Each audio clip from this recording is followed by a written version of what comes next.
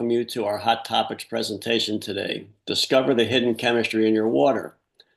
Today's program is being recorded and will be available on our website, lwvmanatee.org. Any use of the recording, other than showing it in its entirety, must get the permission of the League. At the end of the presentations by our speakers, they will be taking questions. Please put your questions in chat for Mary Lynn Parker, the League's Education Issues Chair, and also a lifelong advocate for the environment. Now, on to the program today, Discover the Hidden Chemistry in Your Water. Our first speaker, Dr. Abbey Turner, is Executive Director of Suncoast Waterkeeper. She has a doctorate in geography from Pennsylvania State University, where her research focused on measuring the effects of development on wetlands. Before receiving her doctorate in 2015, Dr. Turner earned a master's degree in environmental science from LSU in 2008, concentrating on wetland science and management, and she received a bachelor's degree in environmental studies from Florida State in 2001. Before joining Suncoast Waterkeeper, Abbey worked with Sarasota County government and the University of Florida to help bring scientific knowledge and expertise to the public as the water resources agent for University of Florida IFAS Extension and Sustainability. She joined Suncoast Waterkeeper in 2022. Our second speaker will be Kim Clayback, who is engineering manager for the City of Bradenton Public Works and Utilities. She's a certified professional engineer and has been infrastructure engineer for the City of Bradenton for over 10 years. Previously, Kim was project engineer for Jones Edmonds, a Florida-based engineering and consulting firm that provides environmental and infrastructure solutions. She was on the executive board of ASCE, a professional training and coaching company from 2010 to 2014. And she has extensive experience in water resources, management, treatment, and distribution. She earned her Master of Science, Civil Engineering at the University of South Florida 2025. And joining Kim in presenting for the City of Bradenton will be Brian Norman, an environmental engineer. So with that, Abbey, I will turn it over to you and we can get started. Thank you.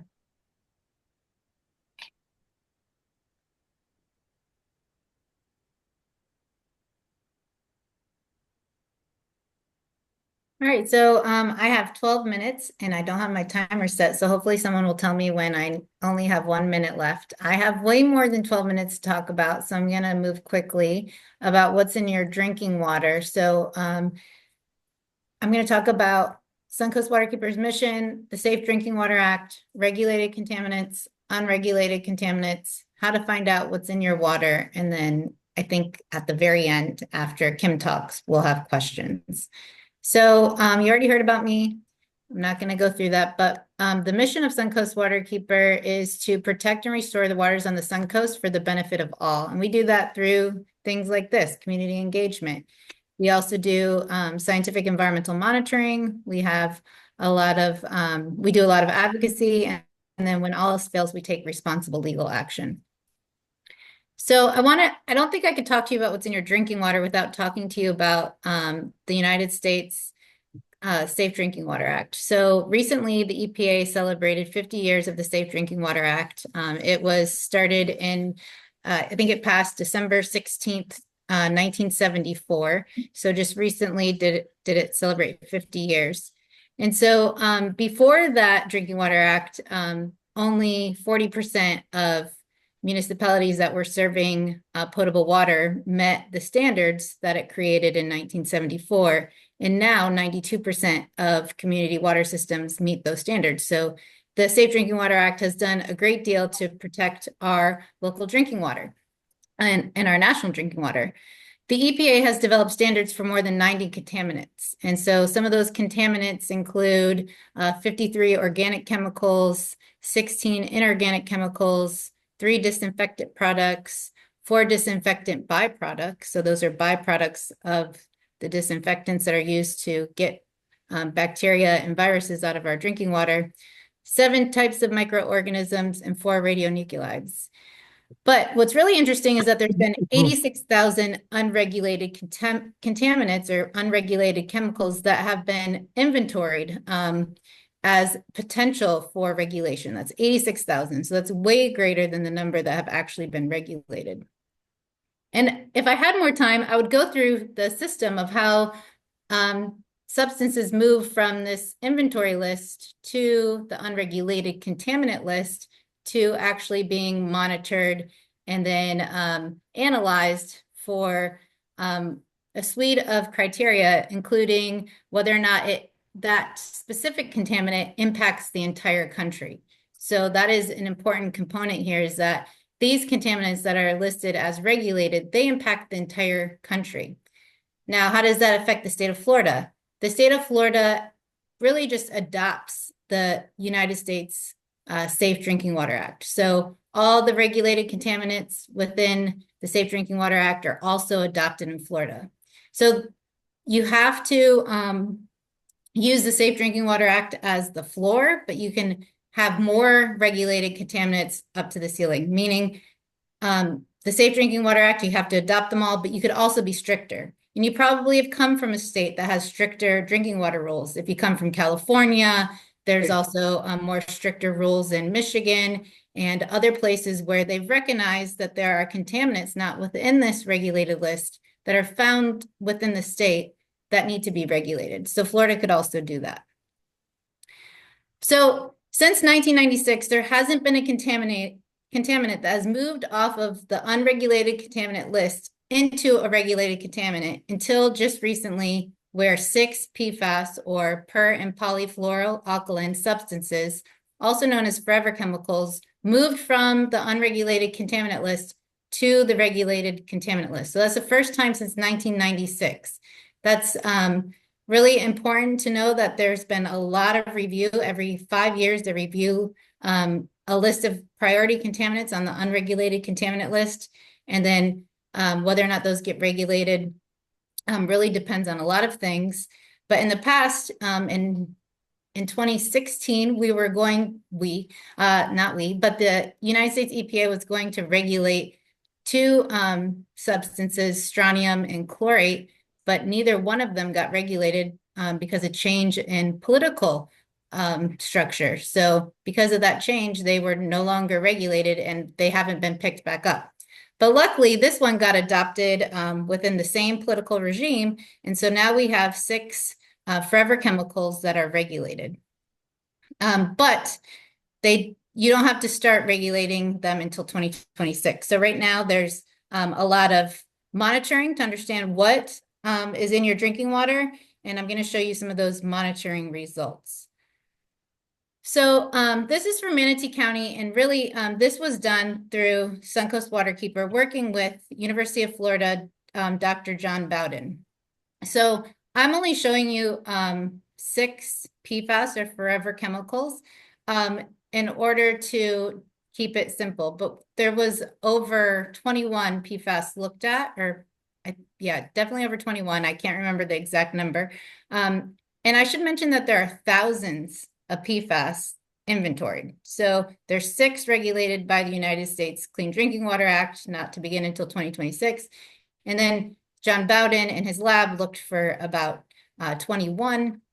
And out of that, I'm only showing you what was present at these 3 locations in May in 2023 when I took a water sample from a water fountain.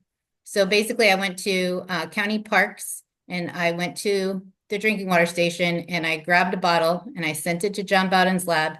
And what we found was that PFOA and PFOS, which are 2 of the regulated contaminants, PFOA was found at a level that was greater than the health level. So what the EPA does is they have a health contaminant level and then like a goal, so that health goal is that if you meet that goal, there'll be no adverse health incidents at all. And then there's the maximum contaminant level, which is different than the health goal. And the maximum contaminant level, or MCL, has to do with the technology available to, 1, monitor the substance, but also to remove the substance.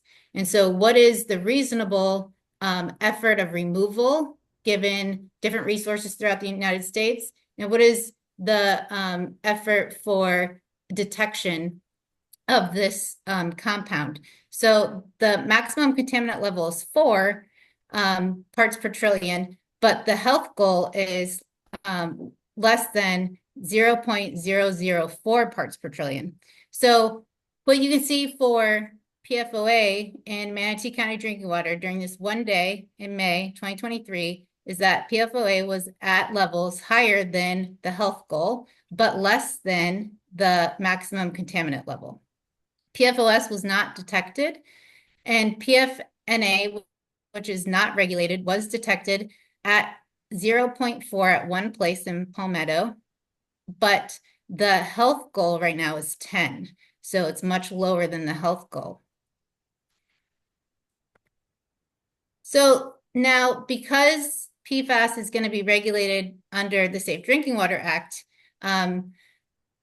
water utilities have to start monitoring it and send their information into the EPA. So this is from the city of Bradenton. They did some monitoring between March of 2023 and February 2024. And their monitoring results, they only had to list the results for any result that was greater than the maximum detection level.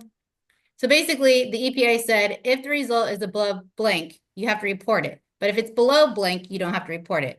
And the blank here is interesting because it is greater than often the health goal listed for that contaminant. So meaning they could have a result that's greater than the health goal, but not have to report it to the US EPA. So therefore, what I'm showing you is just what was reported and not what is known to be occurring in the water source. It's just what we can figure out based on public record.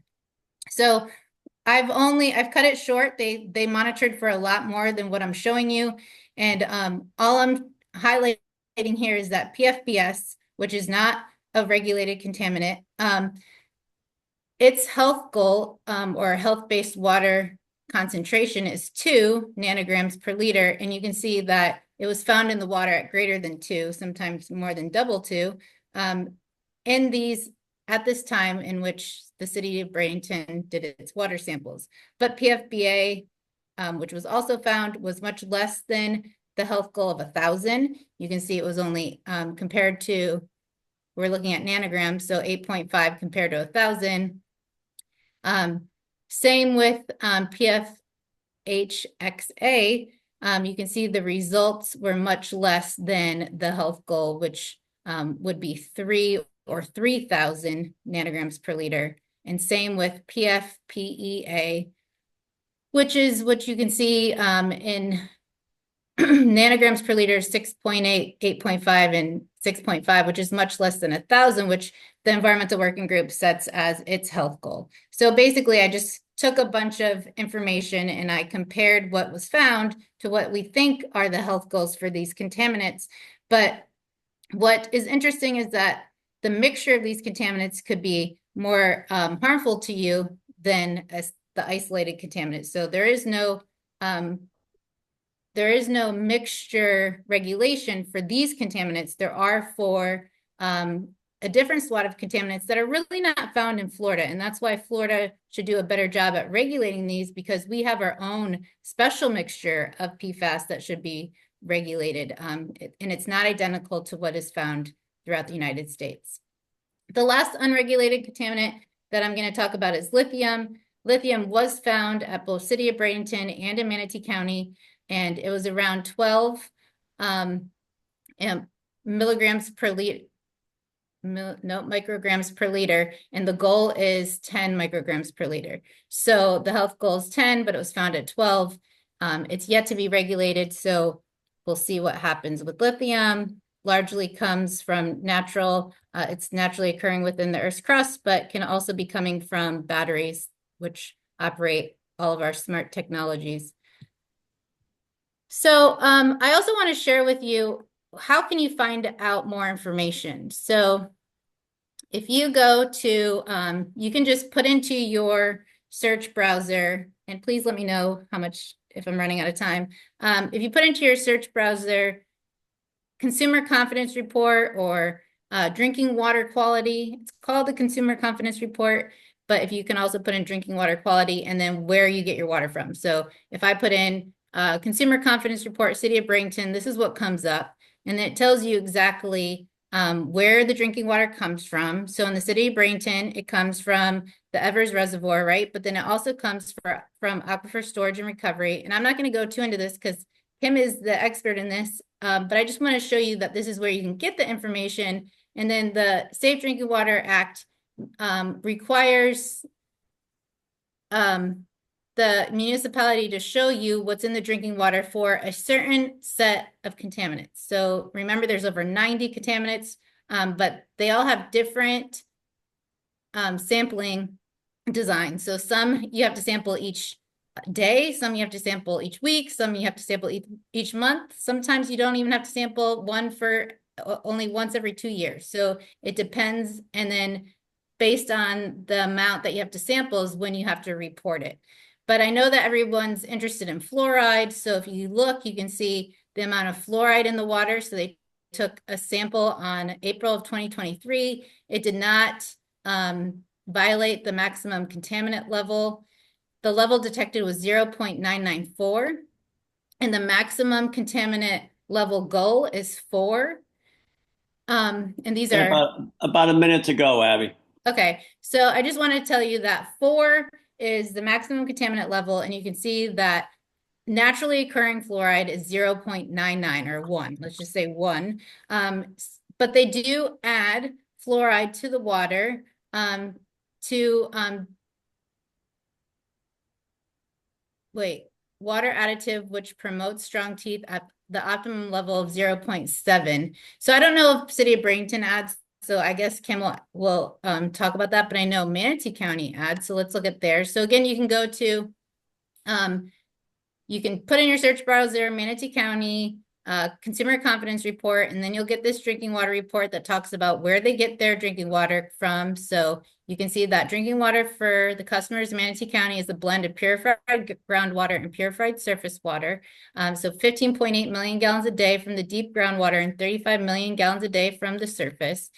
And then if you go scroll down, you can also find fluoride naturally occurring at a level of 0.2.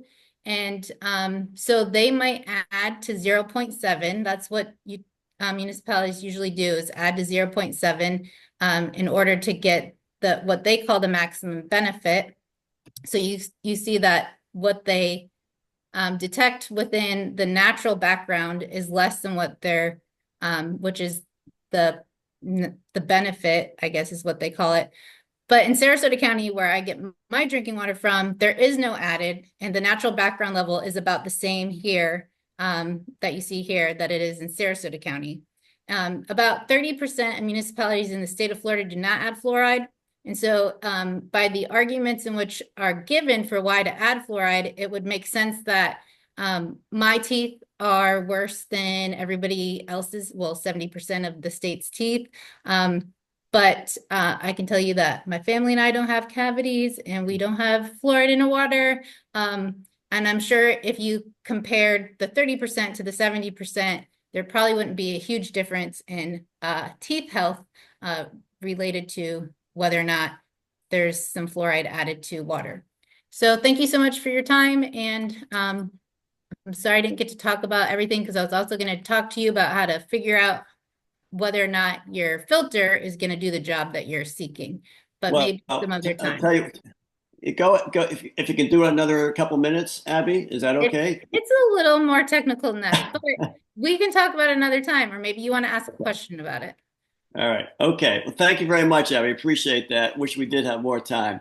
And with that, Kim, I will turn it over to you.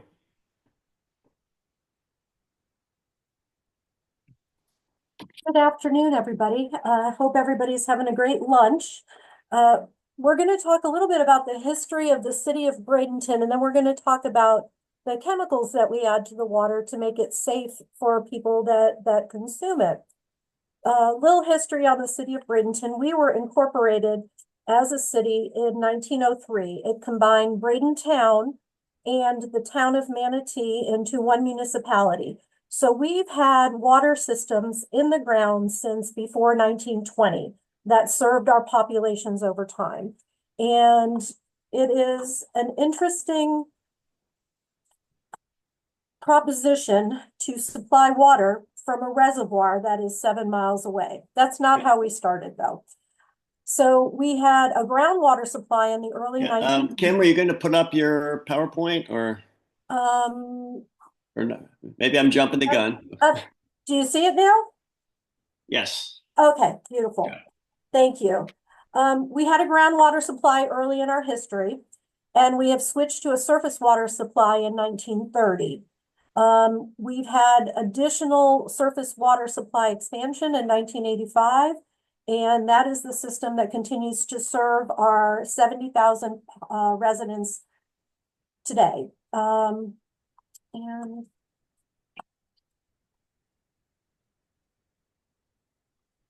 prior to 1929, the city operated groundwater supply and treatment at 9th Avenue and 10th Street. And in 1929, it moved to 6th Avenue and 2nd Street. So here's some old maps. We have a cistern down here, and that was the city's water supply. This is 9th Avenue, if you're familiar with the city, but the old maps are kind of cool to look at. Then we had a water pumping station that moved to 6th Avenue here, which is now State Road 64, eastbound. And this was in the early 1930s. And there's a whole lot of municipal activity going on in this city center at the time. In 1936, we moved our whole water supply down to the Bradenton River, and it's south of State Road 70 at Natalie Way. And we have an impoundment that's called Evers Reservoir, and the lake behind it is called Ward Lake. This is the impoundment in the circle, and that's actually the reservoir itself, and this is Ward Lake.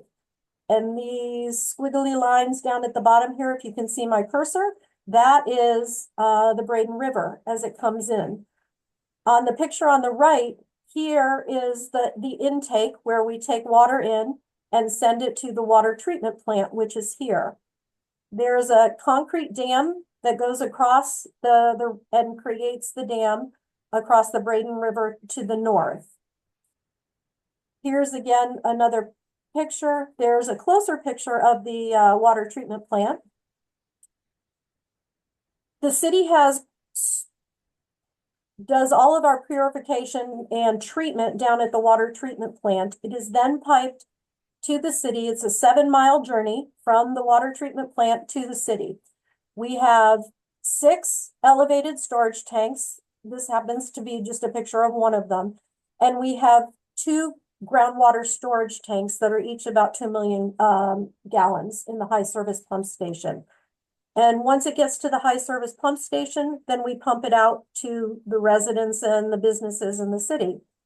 We supply just over 8 million gallons a day to our residents and our businesses. We are permitted as a 12 million gallon a day facility. So our per capita usage is about 100 gallons per person per day. So think about all the water you use to shower, to do your laundry, to flush the toilet, to wash your dishes, and that you consume out of the tap.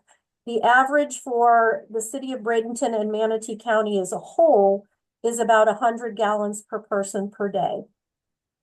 The city of Bradenton and Manatee County operate 2 different plants. Manatee County has a surface water facility over at Lake Manatee, which is out on State Road 64 East.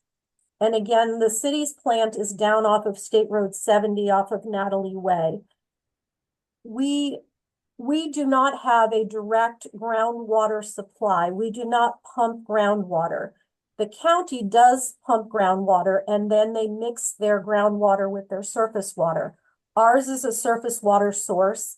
And when we have extra water, we pump it into what's called ASR, Aquifer Storage and Recovery.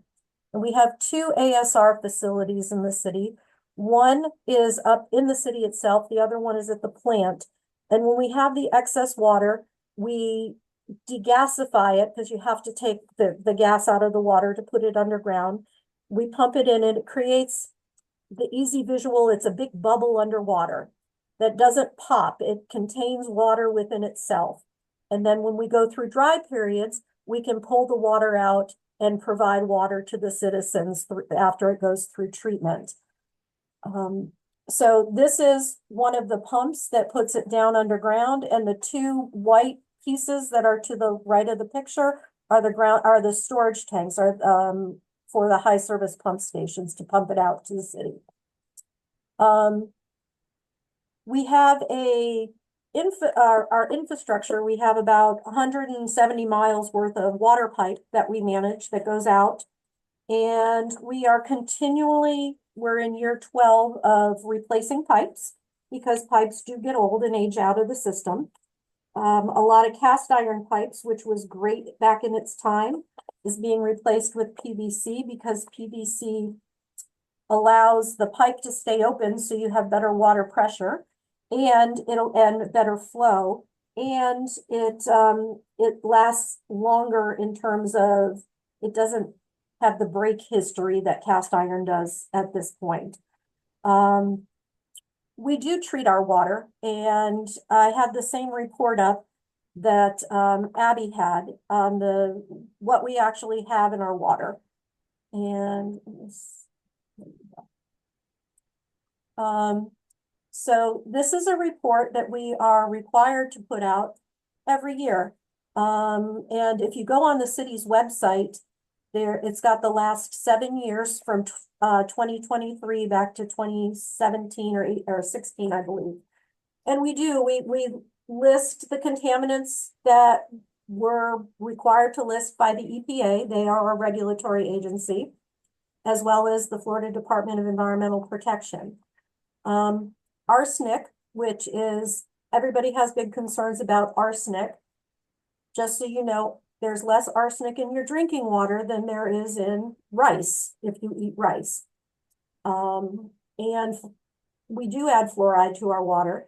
And for those of us that grew up in the Great White North, we had fluoride added back in the 60s and 70s living up there as well. So we've all had a dose of fluoride. It also comes in your toothpaste now. So it's something that we see often. With me today is Brian Norman, and he is an environmental engineer, and he has he's going to talk about the treatment as the water goes through the plant, and he's going to talk to you a little bit about other parts and pieces of the chemicals that we add to provide clean drinking water to you so that it doesn't have bacteria and it doesn't have viruses in it, that it's not, it does not create a health concern in and of itself. For all of the work we do at Public Works, for everything we do, streets, sidewalks, wastewater treatment, electrical, street lights, street signs, water distribution, stormwater regulation, the most important and the most critical thing we do is to provide clean, potable drinking water to the public, because all the other things we can do without, but we can't do without water. So it is our most critical service and something that we look at and manage every single day. The gentleman that is the superintendent of our plant has been with this city for over 30 years and has a great deal of history and know-how. Unfortunately, he was not able to be with us today to talk with you, but Brian is here in his stead to talk a little bit more about the chemical processes that we do. Good afternoon, everyone. Can you go back to the reservoir? I just want to start there where we get our intake. Perfect. So the very first thing is we aerate, and we also provide a little bit of activated carbon. This gives us a little pre-treatment in the water to get out anything big and absorb anything ahead of our treatment process to make things go a little smoother. After that, we have our first injection, which is we use a ferric salt to coagulate the water. And basically what this does is it causes the large particles to coagulate together and bump into each other.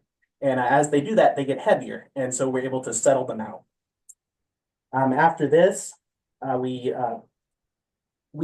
filter out the water. So this goes through rapid filters, and this just catches all the particles that didn't bump into each other and settle out via gravity. To accomplish this, we just, again, use the ferric salt and adjust the pH to get to the optimal range for that coagulation and settling process. After the filters, we use sodium hypochlorite to chloraminate, and this provides the disinfection process and also provides the residual for the treatment system. After that, as we mentioned, we do have the fluorination. We use hydrofluorosilicic acid, which gets us to that 0.7 milligrams per liter that Dr. Turner talked about. And lastly, we use an orthophosphate, which provides some corrosion control. This is an additive for the system to benefit the pipes themselves. It keeps calcium and other things from precipitating out in the distribution system. One of the important things that Brian talked about was the pH of the water. Most of you are familiar with acids, hydrochloric acid, things that are corrosive. We take and make our drinking water a far more neutral substance, because the opposite of that is a base. And you don't want to consume either. So a big part of water regulation that is not talked about a lot, but it's not easy to do every day, is to make sure that the pH is at a level that is safe and safe for people to drink. And people think that adding chemicals to water is always a bad thing, and it's not. If we didn't, we would not have a clean drinking water supply. You would be boiling water every day, and we don't want to go back to us. Any of us, none of us want to go back to that. One of the things that Abbey had talked about was PFAS, and micrograms per liter and nanograms per liter. And just to give you an idea of what is micrograms per liter is a measure of parts per billion, and nanograms per liter that she had talked about are parts per trillion in terms of PFAS. And we have a non-detect at our plant currently, and that was from 2024 testing that's not available online yet. But we understand the chemical signature that happens and what it does. But we are one of 18 surface water plants in the state of Florida. And a very general statement is that surface water tends to have less PFAS in it than places that pump groundwater as their primary source or their supplementary source of drinking water. So we are lucky in that regard that we do not have a direct groundwater source. We use aquifer storage and recovery. I know Brian and I spoke kind of quickly, and I don't know if anybody has any questions that they're putting in the chat. We're at 12:36 now, and we'll entertain any questions you all have. All right, thank you very much, Abbey, Ken, and Brian. Appreciate it very much. And I encourage folks to put questions in the chat if you haven't already. Mary Lynn, is there anything in chat? Yeah, one for Brian, since he spoke most recently. What contaminants will not be filtered out with charcoal and the other filter? As Dr. Turner mentioned, there's literally thousands of different types of chemicals. So you have to look at each one individually. And what our treatment process does is what we call a multi-barrier approach. There's different levels where each of these contaminants can be caught and prevented from entering your drinking water system. Like we talked about, there's the pre-treatment where you have the activated carbon and the aeration. There's the settling basins where you settle out a lot of different things as they bump into each other when that coagulation and flocculation happens. And then there's also the filtration, which just binds things into our media filters, which is another way we catch it and prevent it from coming out. So there are plenty of chemicals that, each one has a different place where it's most likely to get caught in the treatment process. So you have to really look at each one specifically. Great, thank you, Brian. We do have a request, since there is time, for Abbey perhaps to re-engage us with the parts that she wasn't able to cover because of the time limitations. But before we do that, do we know or is it known what the specific health impacts of PFAS is? So, Abby? if you don't mind, I'd like to answer that last question too, which, as Brian mentioned, the drinking water facilities are only required to test for what is regulated under the Clean Drinking Water Act. So any other contaminant that is not regulated or is not on that unregulated contaminant list that requires them to test, they're not going to test for, and therefore they don't have any idea what are the levels and what other potential harms are in our drinking water. So that's all kinds of things, pharmaceuticals, different pesticides. There are, like I said, 86,000 possibilities that are not tested for, and so we have no idea. And then the next question was PFAS. Oh, yes. I spent the morning, unfortunately, going through the list of side effects from all different types of PFAS, and it's anything from like endocrine disruptors affecting your thyroid. Thyroid seems to be a real big one. There's neurological side effects. There's reproductive side effects. The least concerning, I think, is cancer, but there are problems with liver function, kidney function, you name it, it seems to touch it. And I guess it can really, some PFAS can really concentrate within the tissue of different organs. And so that is the issue that we're talking about. And so some PFAS have a health goal. So that's the goal in which we know anything at or below that level will cause no health adverse effects is of 0. So 0. So even parts per trillion, no parts per trillion. 0 is that health goal. So that's PFOA and PFOS. We know the health goal for both of those, which are regulated, is 0. And we know that the amount that is allowed to get into our water is more than that health goal. And that has to do with what I talked about before, which is what is reasonable to accomplish given the state of technology and our analytical technology as well. So filter technology and analytical technology. Okay, and before Abby has a chance to give us more information she had hoped to give us, we have a question from one of our participants. They have a 3-year-old Whirlpool refrigerator with a water filter. How effective is this filter?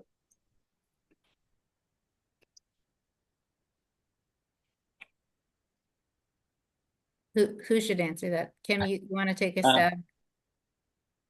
I'm probably not the best person to answer on a third-party filter. It's not something that I use, nor do I know a whole lot about other than anecdotally. So it's not the best question for me to answer. I'll just provide a little bit of general knowledge. Those filters use different components, and because we don't work for the company that manufactured your refrigerator, we wouldn't know what's in it without taking a look at it. But they use similar methods that we do. Activated carbon is one, diatomaceous earth is another. Again, with that multi-barrier approach, that different treatments techniques are used to capture different things, and that's present both at drinking water facilities and also at the end-use filtration devices.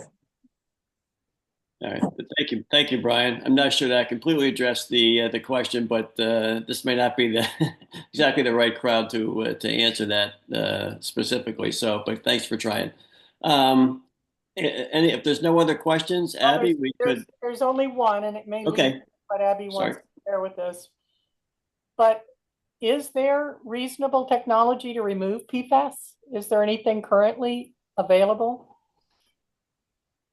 Yeah, there are technologies to remove PFAS, and there are all kinds of innovative approaches that are being developed right now to that might not be able to be brought up to scale to be implemented at your your drinking water treatment facility that is treating somewhere between 15 and 30 million gallons a day, but there are ways to remove PFAS, and some are better than others. So regarding the filtration conversation, filtration is a complex issue because filters, not all filters are treated equally, and some filters can actually add to the contaminant level by adding components that can leach. So oftentimes you think of like the standard Brita filter. I used to do this program where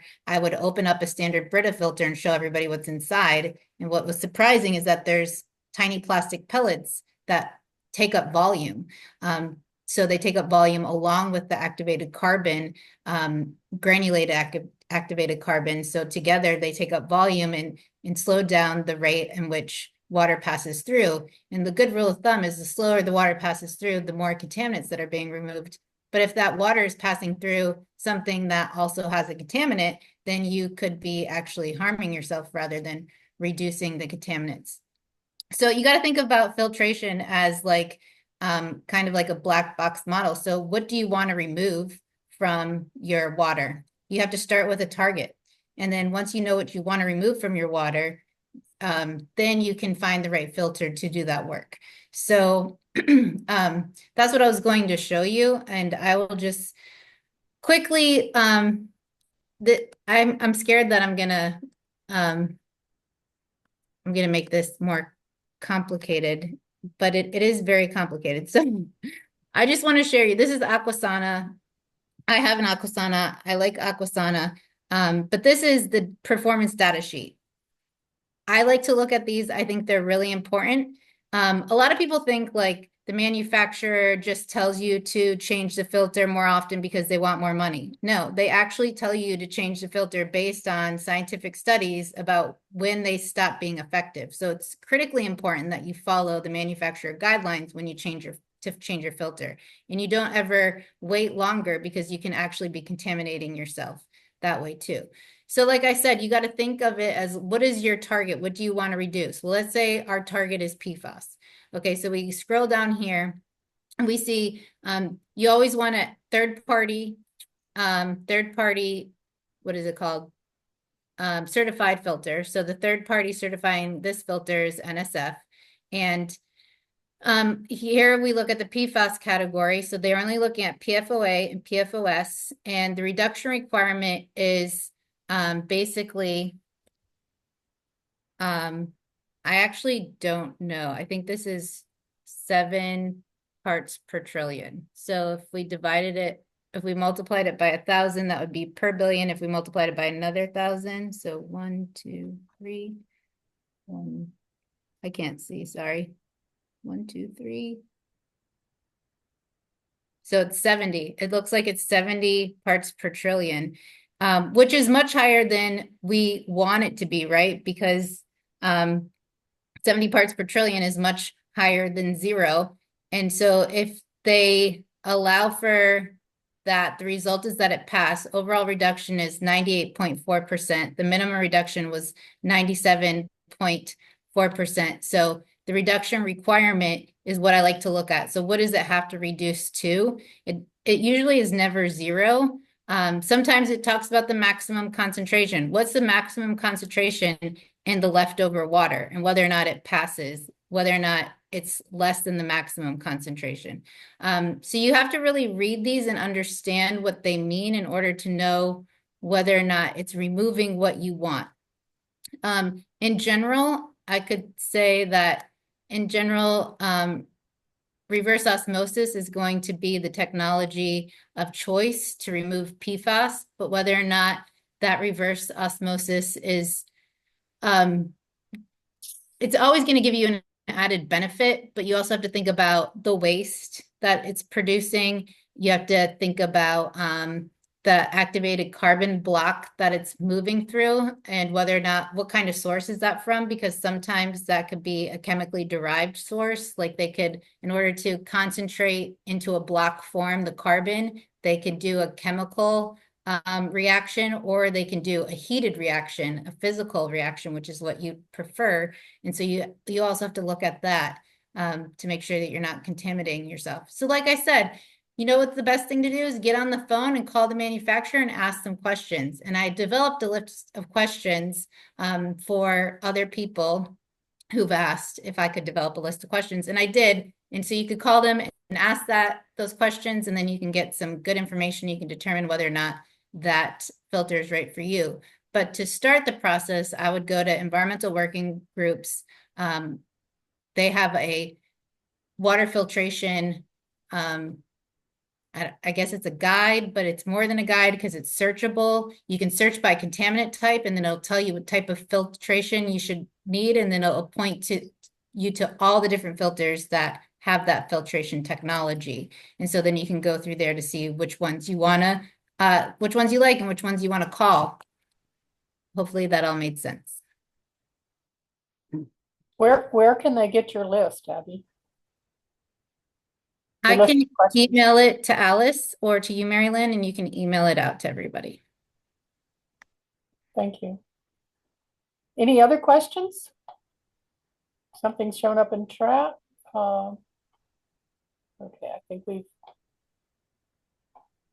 covered what's currently in.